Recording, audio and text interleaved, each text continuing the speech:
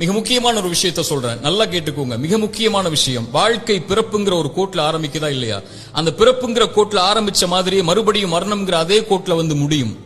பிறக்கும் போது எப்படி ஒண்ணும் இல்லாம வந்தானோ அது போல மரணிக்கும் போதும் ஒண்ணுமே இல்லாம எல்லாத்தையும் விட்டுட்டு போயிருவான். அவனுடைய செல்வம், சொத்து, குடும்பம், குழந்தை எல்லாத்தையும் விட்டுட்டு ஒண்ணும் இல்லாம பிறந்தது மாதிரியே போய் சேர்ந்துருவான்.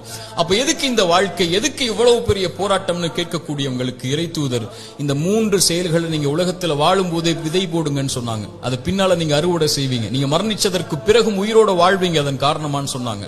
அந்த 3 விஷயம் என்ன தெரியுமா? முதல் விஷயம், இறைவன் உங்களுக்கு செல்வம்னு ஒண்ணு கொடுப்பான், அது பிறருக்கு இந்த உலகத்திலேயே கொடுத்து உதவுங்க. அதன் மூலமாக ஒருவன் பலன் பெற்றிருந்தால், அதன் மூலமாக இன்னொரு பலன் பெற்றிருந்தால் அந்த தொடர் நன்மை உங்களுக்கு வந்தடையும்னு சொன்னாங்க. இரண்டாவது, இறைவன் உங்களுக்கு கல்வின்னு ஒண்ணு கற்றுக் கொடுப்பான். எதுவா இருந்தாலும் சரி, ஒரு எழுத்தா இருந்தாலும் சரி, அது பிறருக்கு பலன் பெற கற்றுக்கொடு. அதன் மூலமாக அவன் பலன் பெற்றிருந்தால், அதன் மூலமாக பலன் பெற்றிருந்தால் அந்த நன்மை வந்து சேரும்னாங்க.